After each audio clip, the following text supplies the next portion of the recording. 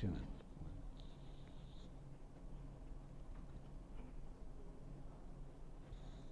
Dear friends, my name is Archana.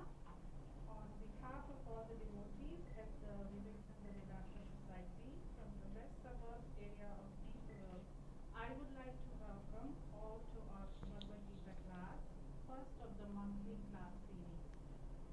We are extremely fortunate to have with us Swami Ishatmananda, President of Vivekananda Vedanta Society of Chicago, which is a branch of the Ramakrishna Mission. Many of you have met and know the revered Swamiji. For those of you who are new, it is my blessed opportunity to take a couple of minutes to introduce the revered Swamiji. Swamiji is a monk of the Ramakrishna order. Having taken initiation from revered Swami Vivekananda Maharaj, the 10th president of the order, he served at the Advaita Ashrama, the publication center of the Ramakrishna Mission in Kolkata, India for 12 years. He took sannyasa in 1986 from revered Swami Vivekananda Maharaj, the 11th president of the order. He has worked at the well-known educational institution of the Ramakrishna Mission in Purulia, West Bengal. He has rendered his services at times of natural calamities in Assam, West Bengal, and Orissa. Swamiji is the founder secretary of the Ramakrishna Mission, Port Blair, Andaman Islands, where he built a home for the destitute and orphans and constructed two huge buildings, Jnana Mandir and Karma Mandir, that house a national level competitive examination coaching center and a vocational center respectively. Swami Ishatmananda was also the principal secretary of the Ramakrishna Mission School, Narottam Nagar, Tirap, Arunachal Pradesh, an educational institution situated in the deep jungle of Tirap district. It basically runs on the Gurukul system with 4 English medium schools for more than 500 tribal students. It also has a 20-bed hospital, Swasti, and the Vishwakarma Vidyalaya, where tribal girls receive vocational training. Swami Ishatmananda was the vice president of the Uttar Purvanchal Ramakrishna Vivekananda Bhava Prachar Parishad, which has 59 centers all over Assam, Arunachal Pradesh, Meghalaya, Nagaland, and Manipur. He has written many articles that have been published in the Ramakrishna Mission journals and other journals as well. He has given discourses on the Bhagavad Gita in different parts of Assam, extensively traveled different places of India, attended seminars, and delivered lectures at colleges, universities, and devotee congregations on spiritual ideals and ideologies. Advaita Ashram, Kolkata, has published its discourses on the Bhagavad Gita as a set of 14 beliefs. Swami Ishatmananda has translated Swami Vivekananda's book, The Mind and Its Control, to Bengali. Swamiji came to the Chicago Center in the spring of 2013. In November of the same year, he organized and conducted the Chicago Calling Program in a grand celebration of the 150th birth anniversary of Swami Vivekananda. This was a hugely successful 5-day program where we saw for the first time a gathering of nearly 50 monks of the Ramakrishna order from around the world and the various states of the US. Currently, Swamiji conducts weekly lectures at the Vedanta Society on Panchama Veda, the Gospel of Sri Ramakrishna, on Tuesdays, and why we should meditate on Sundays. He also conducts classes on India and Turkey at the Hindu Temple of Greater Chicago, Vermont. Additionally, Swamiji conducts lectures on various topics for devotees in various locations in Illinois and across the country. With this, let us please welcome Swami Ishatmananda.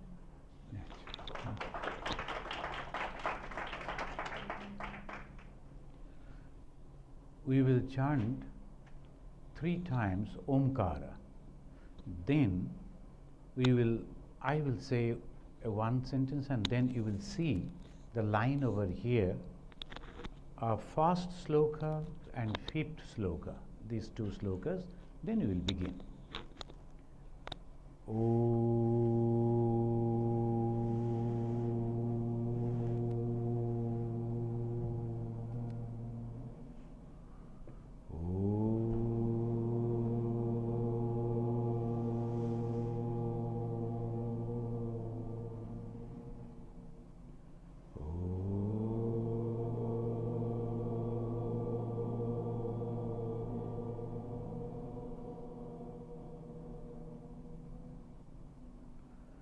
Om Parthaya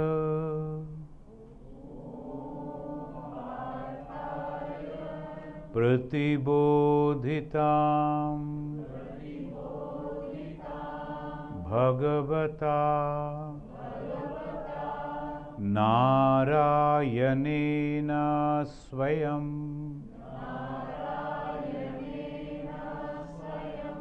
Vyasena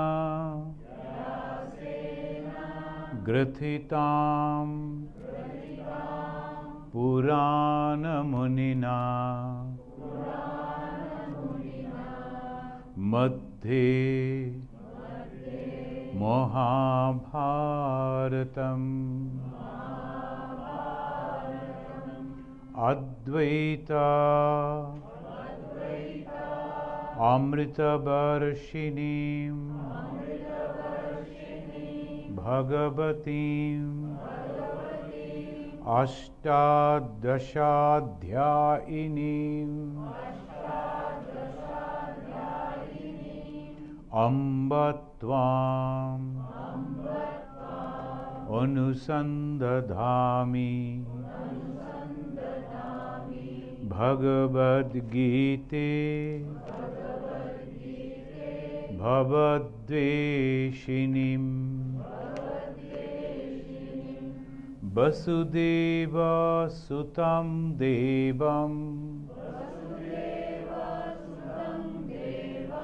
Kamsa Charno Ramardanam Devaki Paramanandam Krishnam Bande Jagat Gurum. Friends, I must congratulate this study group of this Vedanta study circle of Nepalville. In a very short time, they have organized this meeting, not understanding how many people will come, so they hired this small room. Now I can see, and I am feeling sorry, many of you are standing over there. So I think if you are coming, and next time they will be hiring a little bigger room where all can sit perfectly and can listen and discuss. That we will be studying Bhagavad Gita, not reading, studying Bhagavad Gita. Why study and read?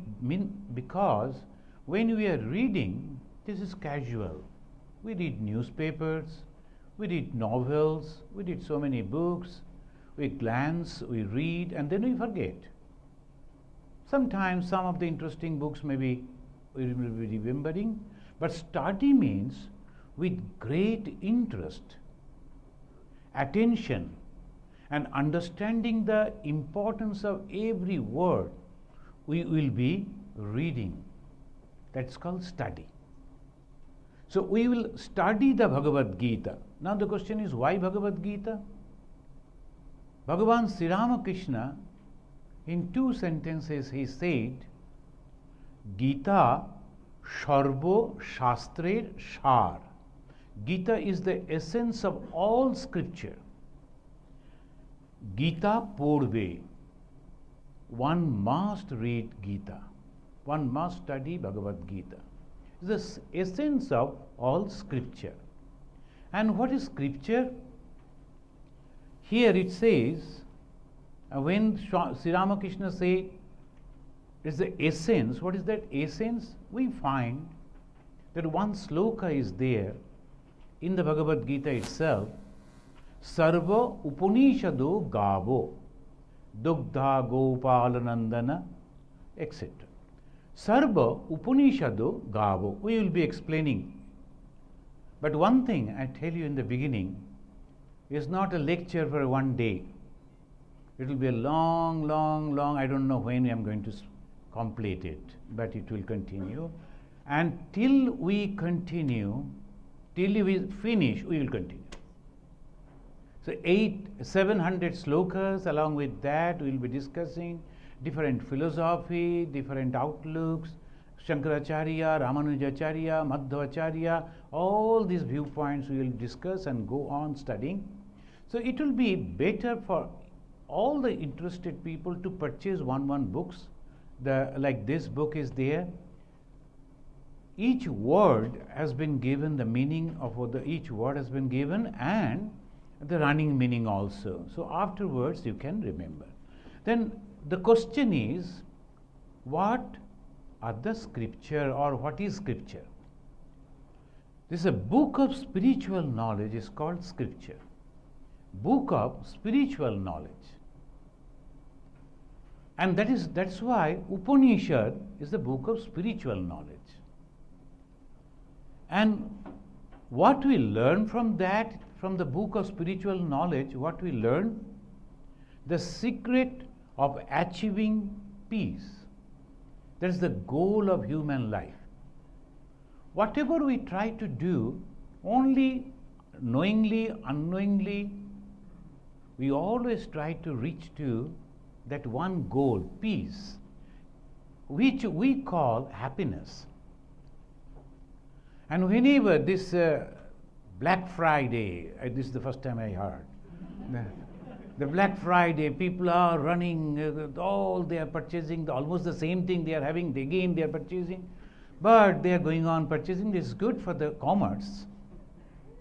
But why they are doing it? Because they want happiness. They are going over here, going over there. Why? Happiness. Each and everything that we do, happiness. And the happiness, when depending on the external thing, is limited. When the moment that thing is over, happiness goes. So ultimate happiness called peace. And that comes from our own self. That is the teaching the scripture gives. So how we know that Gita can provide us the knowledge of peace? In the first case it says, because it has been said by the Narayana himself. Today I will be discussing at the beginning, and then we will go for 10 sloka of the first chapter. Narayana himself, this is a profound word, the Narayana. Who is Narayana? It says, Narayana Paro Abhyaktat. Abhyaktat means, Paro Abhyaktat, Paro means higher. Abhyaktat means the primal nature from which everything has come. Beyond that, above that, Paro. Para means above, beyond, higher, is the Narayana. That means he is creating, but he is not attached with all this. He is beyond the creation. Narayana para abhyaktat andam abhyakta sambhavam. And from that primal energy, andam means this universe was created. Andasyantasthime lokaha. From that universe, all these lokaha and saptadipacha medini. This is a wonderful way, it is giving the description that abhyakta means that primal nature, Narayana is higher than that, and he is the creator. And this andam means brahmandya. What is that Brahmanda? Anda means egg. And from that as if this thing is coming. What is that? Brahmanda, the universe, not the earth, universe. And the creation is from the primal nature, and that has been created by the God who is called Narayana. Then from this the universe is coming. What is this universe? In the Purana it says there are 14 Bhuvana universe. 14. Look at it. I don't know how they got all this. Now they are telling this is nothing, our universe, and then beyond so many other universes are there. But the 14 universe, then Shaptadipa. This Shaptadipa, there also they will be explaining. They call Chaturdasha Bhuvana. This Chaturdasha Bhuvana means the 14 worlds according to Shadananda Yogi Vedanta Sara. It says Patala, Mohatala, Talatala, Rasatala, Sutala, Bitala, Atala, Bhu, Bhuva, Swa, Moha, Jana, Tapa, Satyam. This total 14, some of the words, some of the names we know. That Patala, all these names are there. There's a 14, one after another they are giving this name, and then in ancient time this earth was divided in 7 continents. And what are those continents? The 7 continents are Jammu Deepa, Jammu. Then Plaksha, Shalmali, Kusha, Kroncha, Shaka, Pushkara. These are the names of the one of the continents. In the modern times there are Africa, then America, then Asia, like that. In the olden days they used to say like that. And who is this Narayana? Who is the above this? Who is creating? In Vishnu Purana it says, Apo Nara iti prokta Apo voi Narasunabha. Apo means Nara is the Vishnu. He first created water. Is the creation it is describing in the Vishnu Purana. So what is the creation? The first creation is water. Who created? Vishnu. Vishnu means Vistareti Vishnaha, who is everywhere. Someone who is everywhere is Vishnu. Unless there is a form, there is a name, the human mind cannot conceive. So when we say that everywhere the energy, everywhere the consciousness, we just hear, but we cannot form an idea. That is why they have given the form and name. So Vishnu or the Nara, what he has done? Nara iti prokta. What is that Nara? Water. Apa is the water. Hence the water is known as Nara. Ayanam tasyata purvam. The residence of Vishnu was water.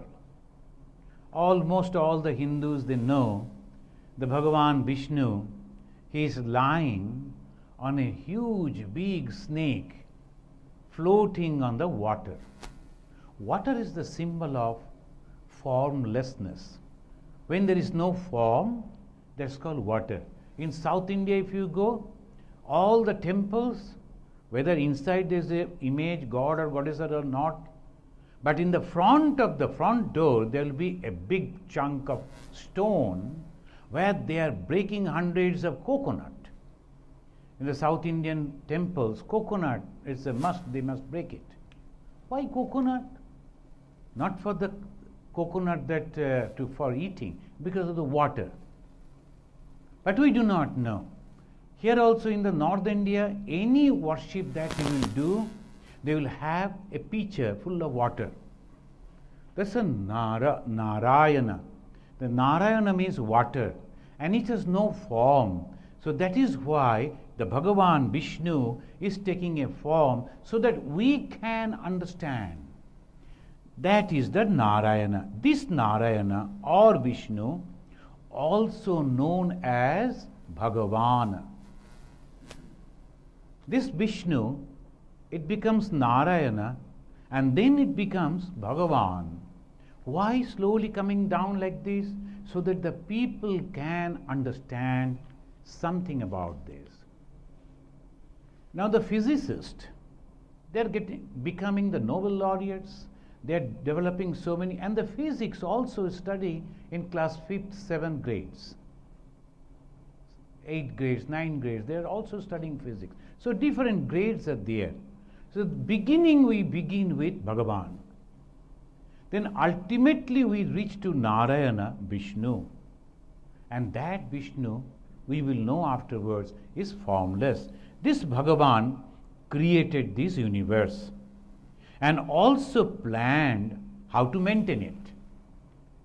Only creation won't do, we have to maintain it. So Lord has created this universe and then planned how to maintain.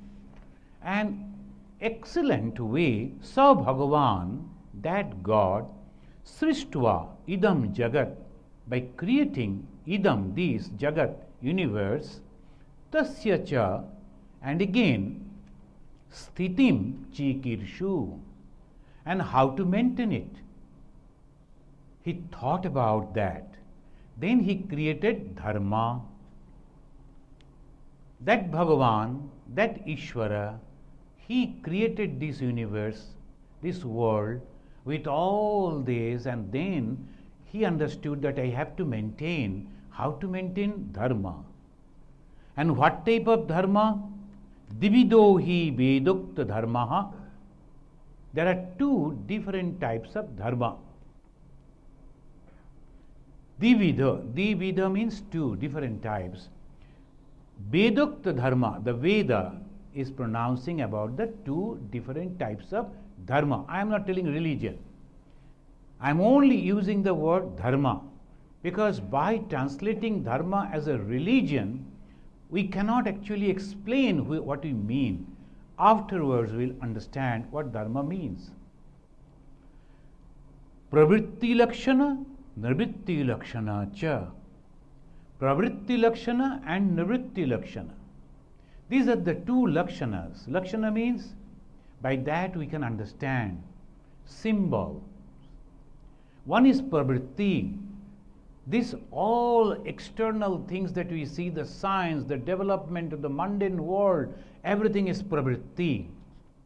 And another is nivritti, just opposite, spiritual world. So both are necessary. Only spiritual world cannot help us. Only mundane world cannot help us. The both should go. And who created these both? Dharma, that Vishnu, that Narayana, that Bhagavan. And then we need teachers to teach the people. So he created for material progress of the mundane development, he created 7 excellent teachers. That's called Maharshi, Maharishi, the great teachers. And who are they? Marichi, then Angira, Atri, Pulasta, Pulaha, Kratu, and Vashishta. So I can suggest that if you bring the notebooks, you can note down these things. This is something very special, very wonderful things. Of course, if you write down everything, then you won't be able to sell the cassettes. So it's better that you don't do. After we will sell the cassettes. So this Marichi, Angira, Atri, Pulasta, Pulaha, Kratu, and Vashishta, they are rishis. From that Gotra came. All the Hindus, they know they have Gotra, a special type. And where from it came? Because of the school. They're all teachers. And someone must have attended that school And from there the Gotra has come. Now it has become so rigid back in India. If you are not marrying in the same Gotra, then there will be terrible things will happen in the society. But they have forgotten what the Gotras are. Gotra means actually the training that we got from a particular rishi. And these rishis, they taught how to develop this worldly life. Everything they taught, including the warfares, how to fight because you have to protect, how to develop the agriculture, technology, everything they used to teach. That's why they are the rishis. And these 7, they were teaching this for the people. And then again, only that will create problem. Why I am again and again telling the balance should be maintained? The spiritual balance, at the same time development of the worldly things, both the balance are necessary. And in this modern world, Bhagavan Sri Ramakrishna, in a very funny way, he said, Khali pete dharma hoy na. In an empty stomach, you cannot practice religion. When I was coming over here, I didn't take anything in the afternoon. I was feeling hungry. Then I was thinking that is the only weakness that I am having. When I am hungry, my brain never works. So I was thinking what I am going to tell. Then suddenly I got something and a cup of coffee. Now I am fresh. I don't know about you. So this thing that we are having, this is called that Khali pete, empty stomach, you cannot practice religion. We have to develop. Look at the history of India. Why is so many people right from Europe, the Middle East, all they went to India? Why? And at the same time, India still now considered as a highly spiritual society. And we were highly developed in material also. The people used to go and they used to plunder so many tons and tons of golds and jewelries they used to take away. So where from we developed? Because the both knowledge were parallel. And afterwards, because it was imbalanced, so the God came. But before that, the God, the Vishnu, the Narayana, he created 4 sannyasi to teach the spiritual knowledge. Who are those? Sanaka, Sanandan, Sanatana, and Sanat Kumara. You must have heard, and many of the people, they will be having this name. Sanaka, Sanandan, Sanatana, and Sanat Kumara.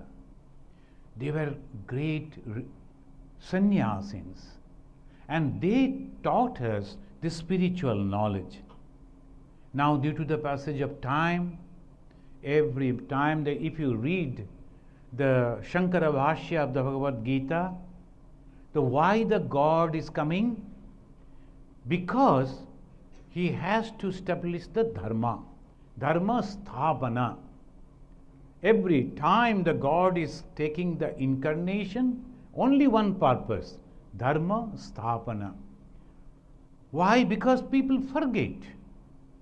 And in a profession, in 6 months or 1 year, you will have a refresher's course, isn't it? And even the doctors, the engineers, they will have a refresher's course. And sometimes they will be telling you, particularly in the IT sectors, almost every 3 months, 6 months, they will be having refresher's course. And for that, to give them refreshment, not only knowledge, they will have the meeting in different places so that they should not feel bored. There will be other things also. But the ultimate thing is knowledge, enhancing. Similarly, the spiritual knowledge also, when that is something is taught and slowly it comes down, people forget and they add something with that. Every teacher is adding something. They heard something and they added. Again it became something that is very peculiar. That's called adharma. Why? Because the whole concentration came on the body. The moment it comes on the body, the only development of the worldly things, imbalance comes. And that is called dharma, adharma. That to keep the balance, the God is coming. And what is dharma? Again and again we are talking about the dharma. And from every month, I think this Friday evening, we will be discussing about the Bhagavad Gita, what the Gita is teaching us, dharma and nothing else. And this dharma will be both. We will come to that. That is the excellent book. It cannot be said that is the book of the Hindus only. No. For any human being. Because of the psychology. Majority of the people, they are losing their mental balances. Why? That is the answer we get from the Bhagavad Gita. So many wonderful things that their Bhagavad Gita is teaching. That is why it is the essence of all teachings. What is dharma? According to Rishi Kanada, Kanada is the founder of Vaisheshik philosophy. We have 6 systems of Indian philosophy. Most of you know. Vaisheshik also is a very famous philosophy. And this Kanada, he is the person who actually created or developed this philosophy. Philosophy means is a way of explaining 3 things. Who is the creator? What is the creation? And what is the relation between the creator and the creation? That is the philosophy. And the Rishi Kanada, his name was Kanada, he developed one way, and that's named Vaishashika. There he is telling what is dharma, and because this definition has been accepted by the Vedantin, Shankaracharya accepted this definition. What is that? Yato abhudaya nistreyasa siddhi sadharma. Yato, where abhudaya, the development and prosperity in the worldly life, nistreyasa, development in the spiritual life, siddhi, gate, that is called dharma. So we have to keep in mind, because many of the people, they will be constantly criticizing the Hindu dharma, the Sanatana dharma, the Vedic dharma. Because of the dharma, people are not working at all and they are lazy, and that's why we are poor. Everybody is pointing finger to the dharma. Is it? Look at it. We are lazy because so many other things are there. Because of the weather, because of the condition, we were so well off. Why should we work? The rich people, why they go for the work? That's why that so many other things are there. But here they say yato, where abhudaya and nistreyesha. Not only nistreyesha, nistreyesha means spiritual development. Abhudaya means mundane development. So both are achieved, and that is called dharma. Purva Mimamsha, they say dharma means inspiration, perona. Purva Mimamsha, they say perona, they give inspiration. Charaibeti, charaibeti. Oh, don't desert and be. Do not need not to be. You will be achieving something great. In our e-magazine in the Vedanta Society, Vivekananda Vedanta Chicago, we always put a magazine every 3 months. And there, one section is there, arise, awake, and stop not. There we collect different type of stories, real stories, of the people who are not having anything almost, but successful again. Because of the tremendous mental power. This time, the story goes, the one lady was not having legs and both the hands. She was driving, she was flying the flight. Aeroplane. Tremendous mental power. And that is the only power a human being should achieve, so that he can get the everything. Yato abhudaya nistreyasa siddhihi sadharma, according to Vaisheshik. Purvamimangsha says, inspiration, it is chodana, perana. Nyaya says, dharma is the qualities of the people or the material. Agama Shastra, Agama Nigama, that is the scripture of the Tantra. They say dharma means Atma Jnana. Atma and Jnana, that is called dharma. And in the Gita, again, it different way, different meaning, they have used the word dharma. Dharma sammudha chetaha. In the first chapter, the Arjuna will say, I am dharma sammudha cheta. I am confused. Why? That we will read now. And now why should we read Gita? The first, it has been said, it has been propounded by the Narayana himself. And the Narayana, he took the form of Krishna. Secondly, the knowledge of Gita has been read and practiced in their lives by thousands and thousands of great souls. Swami Vivekananda carried only one book all through his life, that is Bhagavad Gita. And then he knew that we won't be able to read 700 slokas. Oh my God, 700 slokas? I don't have time. That's why he said only read one sloka, and that will be sufficient for you. Klaibyam masmagamo partha naitat upapadyate shudram hridaya daurvallam tattva uttishta parantapa. That was Swami Vivekananda. He suggested only one sloka, because he was suggesting this to the Indians. Because that time India was under the subjugation of the Britishers, he wanted to inspire them for many things. And the Gita is considered as one of the famous book in Prasthana Traya. All these doors here they write exit. And similarly, in the aircraft also, the first thing they will tell, the moment the craft is taking the running, then they will say, the first thing they will show, there are 6 exits, there are 3 exits, some almost 6 always. More than that. Exit is necessary, first thing. We enter, but then we must know from where we should go out. Suppose suddenly it goes off and it's all dark, that will burn, and we know this is the way you can go out. And in the religious life also, in this world life also, we have come over here. Why? That answer we will get afterwards from the Bhagavad Gita. And now they say there are 3 exits. Shruti exit, Shruti Prasthana, that is Upanishad. Then Smriti Prasthana, that is Bhagavad Gita.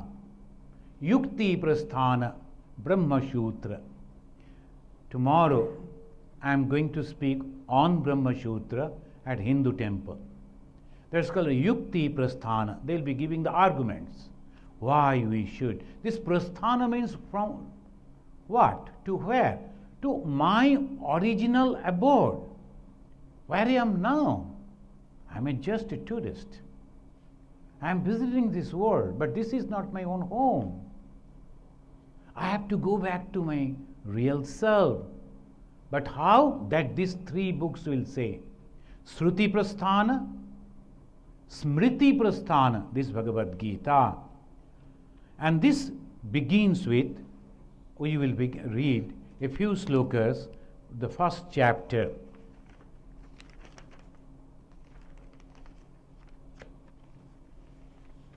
Yeah. We have already did the Dhyanam, Gita Dhyanam, Parthaya Pratibodhitam Bhagavata. Next class we will discuss over that again. But the whole thing happened in a warfare. That is very peculiar. Usually religion means in a secluded place where there is no disturbances, then only they will talk about religion.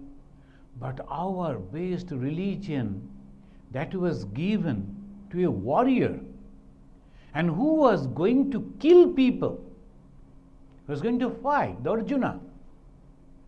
And who said? Narayana, the God himself. Where? In the warfield, battlefield. There all people are getting ready to kill each other. At that time, they are telling the highest philosophy. Why? That is the teaching. This is nothing. When you go to the offices, when you go to the business, when we are working, when you are studying, we say, how can we practice religion because we are all so busy? Arjuna was more busy than us, all of us. A little mistake, he will die. So he was so busy. And Krishna is telling him the highest philosophy. What is that highest philosophy? Perform your duty with all attention, but keep your mind on me. That is dharma. But it begins with a inquiry. Who is asking question? A blind king. Why he is blind? Physically he is blind, you know the Mahabharata. But who is this blind king? Dhritarashtra. He is holding a kingdom, Dhritarashtra. And he is blind. Because that blindness will come because of the attachment. Because of the attachment, the blindness comes. I cannot see good if I am attached. If I am attached to my country, my nation, my religion, my language, I cannot see good in others. You will see. The Indians in everything they will say, our country, you do not know, it is so good. But if you ask him to go back to India, well, not in this life. And this is so much of attachment. That's good in one sense, but at the same time, we have to keep our mind open to accept others. This attachment means blindness. This Dhritarashtra is a blind king. And he is asking, Dharma kshetre kurukshetre. Please recite it me. Samaveta yujutsavaha. Mamaka pandavaschaiva. Kima kurbata sanjaya. At the first chapter is called Arjuna Vishada Yoga. The religion begins with melancholy. I am having everything, but I am not satisfied. If you are satisfied, you can never come to religion. Some dissatisfaction. Sometimes some people, they are dissatisfied for temporary reason. But again they will be satisfied.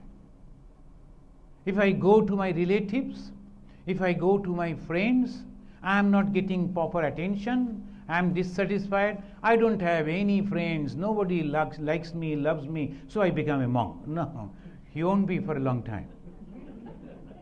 Then afterwards, if anybody comes, oh, I love you, then immediately you will go. So that way it cannot be. So this is called melancholy, means he has understood the folly. What this thing? All this is nothing. I have got name, fame, money, all things, but still this cannot give me the satisfaction. Why? So that is called melancholy. Arjuna was very powerful. He was the hero. But even then, he knew that he is going to win in the battle. And he prepared himself for 12, 14 years.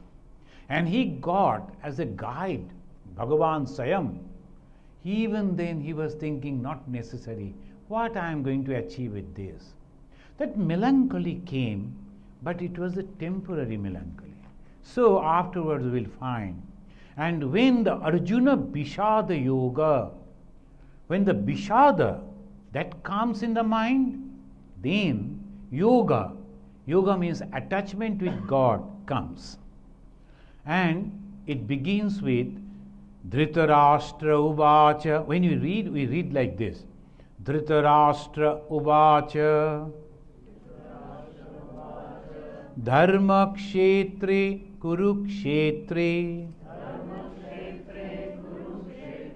Samaveta Yujutsavaha Mamaka Pandavaschaiva Kima Kurvata Sanjaya Sanjay Uvacha. That Uvacha means said. Drishtva tu Pandavanikam Budham Durjadhanastada Acharyam Upasamgamya Raja Vachanam Abravit Pashvaitan Panduputranam Acharya Mahatim Chamum Budham Drupadaputrena Tava Shishyena Dhimata Atra Shura Maheshwasa Bhimarjuna Samayudhi Yujudhana Viratascha Drupadascha Maharatha Drishtaketuschakitana Kashi Rajascha Viryavan Purujit Kunti Bhoyascha Shaibhyascha Narapungavaha Yudhamannuscha Vikranta Uttamojascha Viryavan Saubhadra Draupadi Ascha Sarva Eva Maharatha Ashmakam tu Vishishtae Tanni Bodha Dijottama Nayaka Mama Sainyasya Sangarthantan Brabhimite Annecha Bahava Shura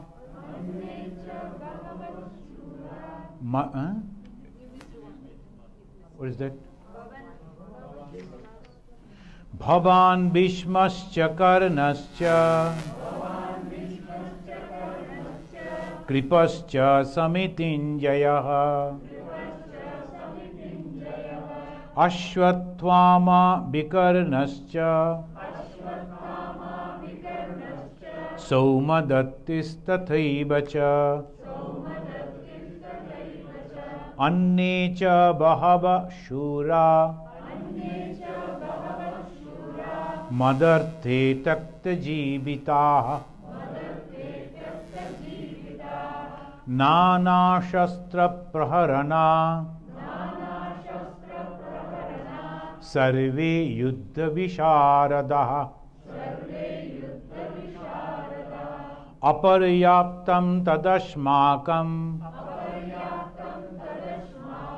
Balam Bhishma Virakshitam Paryaptam Tidame Tesham Balam Bhima Virakshitam. Today we will read up to this and we will conclude with one sloka, that is the last sloka of the Dhyana Yoga. Gita Dhyana, the last one. Then you can ask a question. If you have some question, we can have little question answer.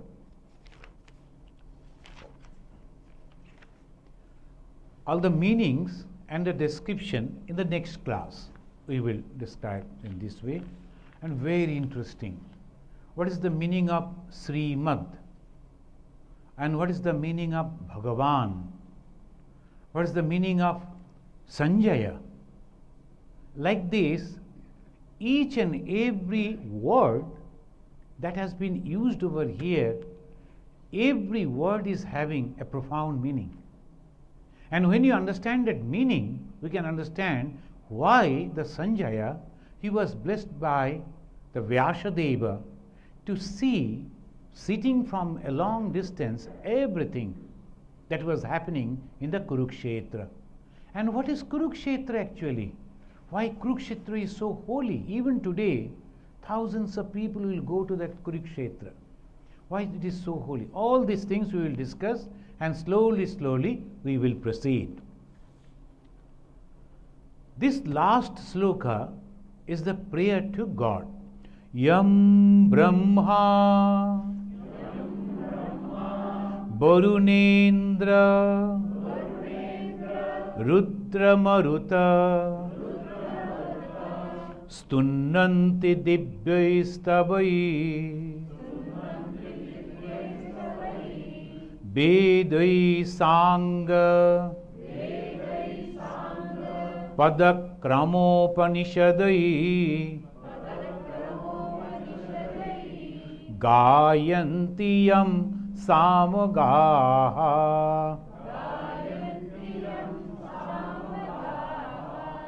Dhyanavasthita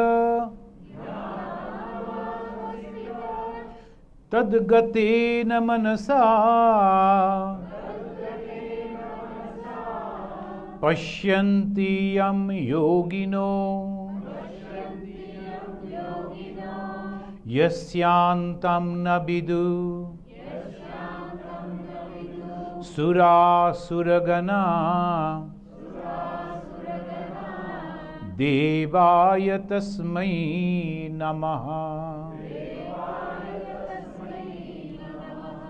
I salute to that God who has no end, and whom each and every one, all the gods of the Vedic age, they were praising.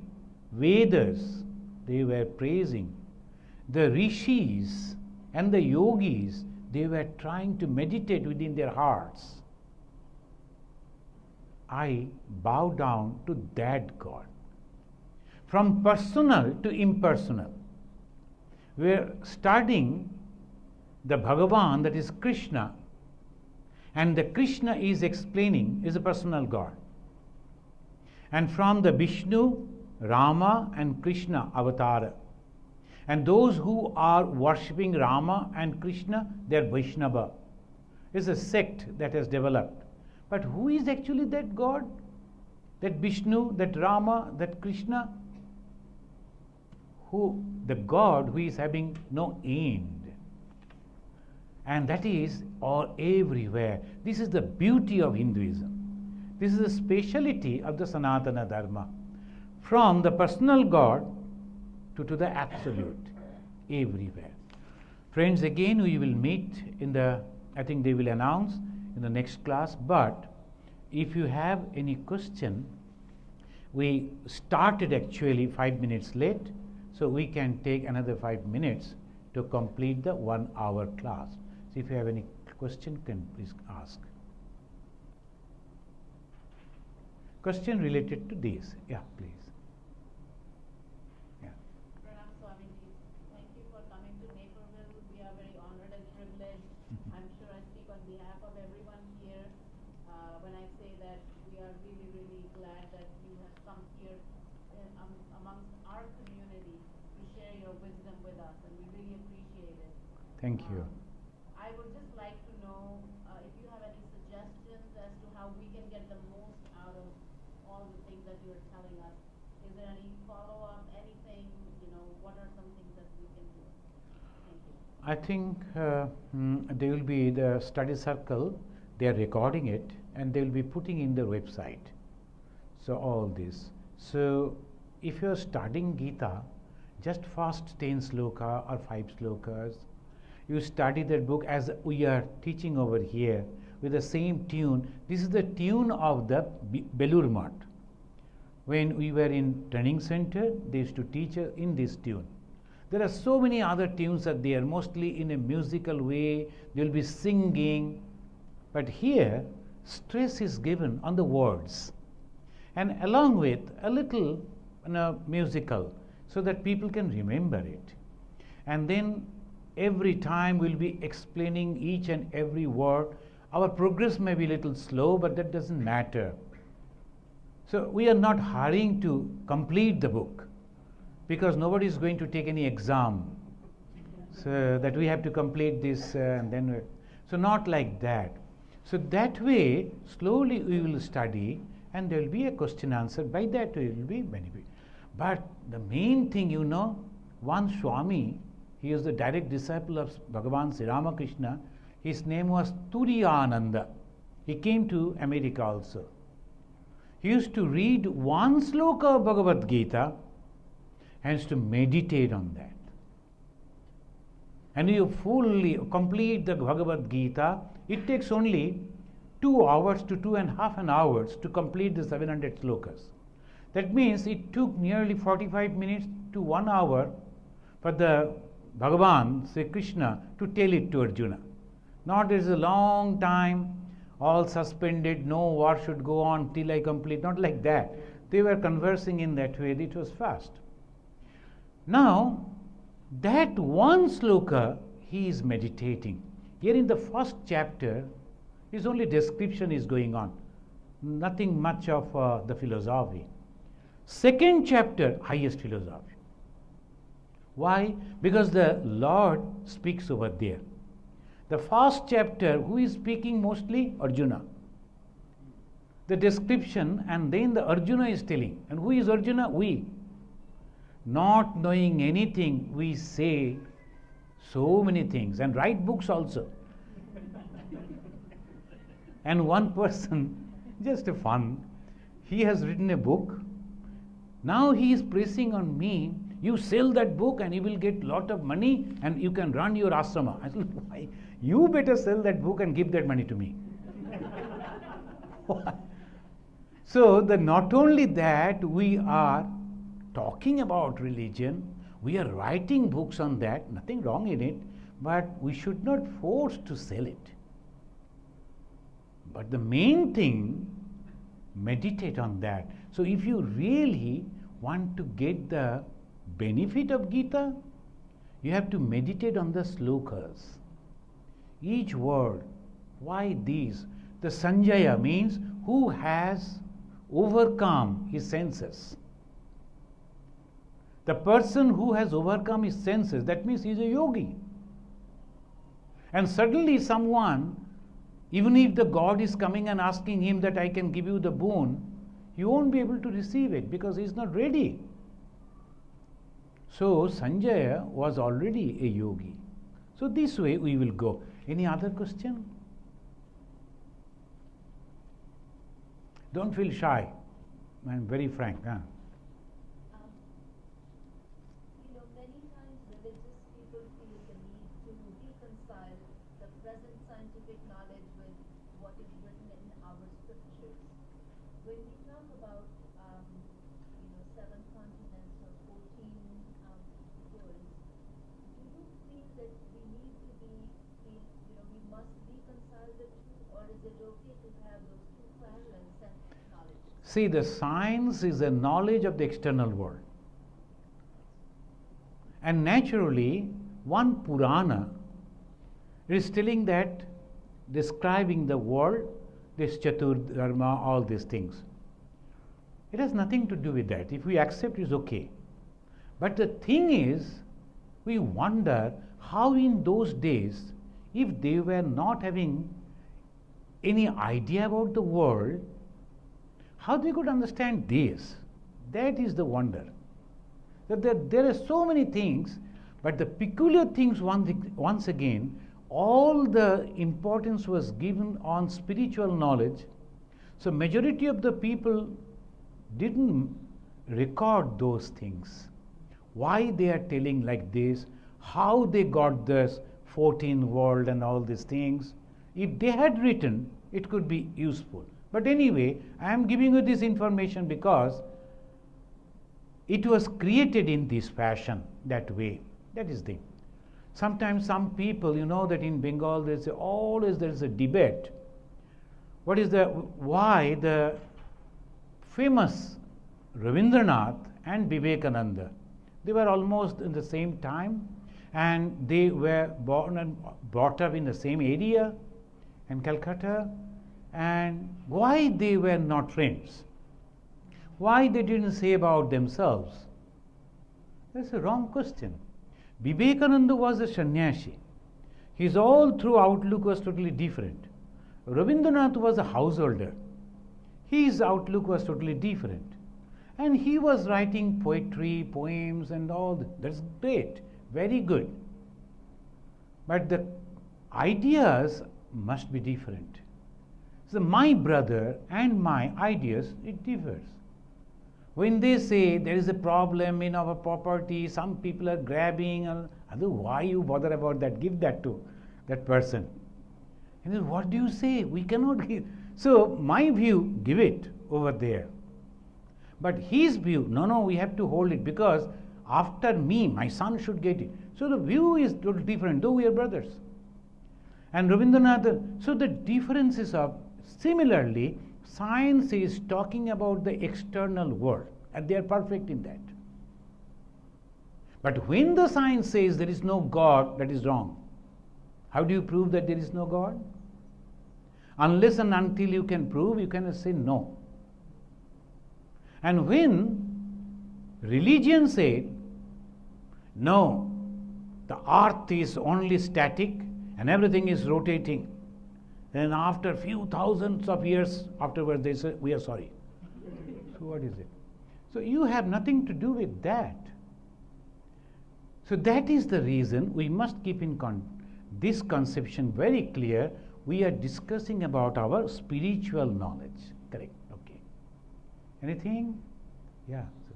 Swamiji, maybe you will address this question later on, but is it the right time to ask what is Smriti and Shruti? What is the difference?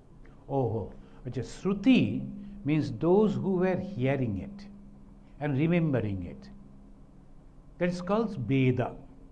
And Veda means Veda, but that's called Veda, knowledge. And so many varieties of knowledge, not only spiritual knowledge, all sort of knowledge. That's called Veda. And Veda Anta means end. The last knowledge, that's spiritual knowledge.